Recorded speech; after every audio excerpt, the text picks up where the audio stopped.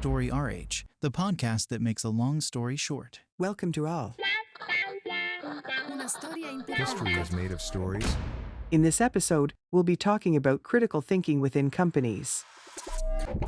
With the rise of the internet and social networks, the line between facts and opinions has begun to blur. Sensationalism seems to have won out over rationalism, with all the buzz surrounding instantaneous emotional reactions and received ideas.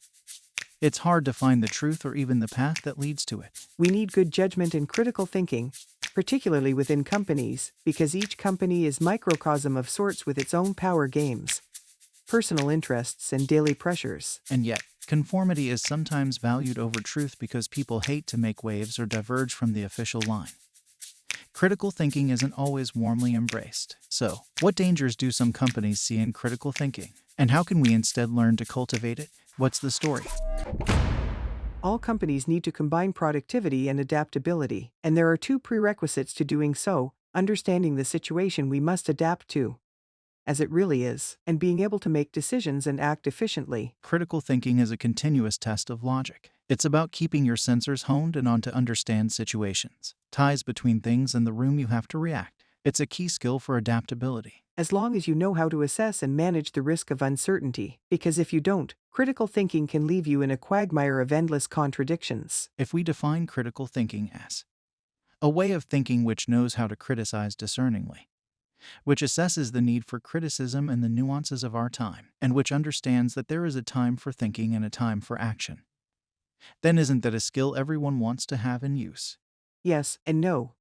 Creating the conditions for fostering critical thinking isn't always easy for companies. Hailing its virtues and including it in your leadership model isn't enough to put employees on the path to using their abilities of discernment, because companies tend to deploy control initiatives that strangle individual initiatives. And not all companies want to change this state of affairs. Critical thinking implies asking questions, and questioning the established order can sometimes be seen as impertinence or even an attack. People at the top can see it as a threat to their power. In companies like that, they tend, sometimes even unconsciously, to value the image of benevolence over real questioning. They opt for a screen of goodwill while refusing the consequences of criticism, but that also deprives them of a real asset. Companies like that risk drying up and eventually disappearing. What's more, it leads to dissatisfaction. Demanding that employees have certain skills and then discouraging them from using them is a contradiction, an inconsistency.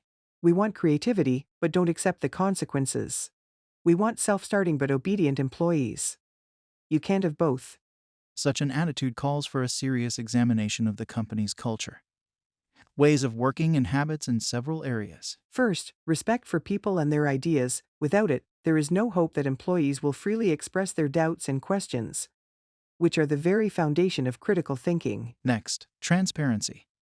If questions are the foundation of critical thinking, then the quest for answers is the driver. Without transparency, that quest will always be in vain. The third area is humility. If we can remember that we know nothing, then critical thinking reminds us that the answers to our questions will always be partial. We have to stay humble and open-minded, and it has to start with the people. Last but not least is diversity of ideas. All of the previous points become even more beneficial when the opinions expressed are all different. So, let's think critically and criticize mindfully.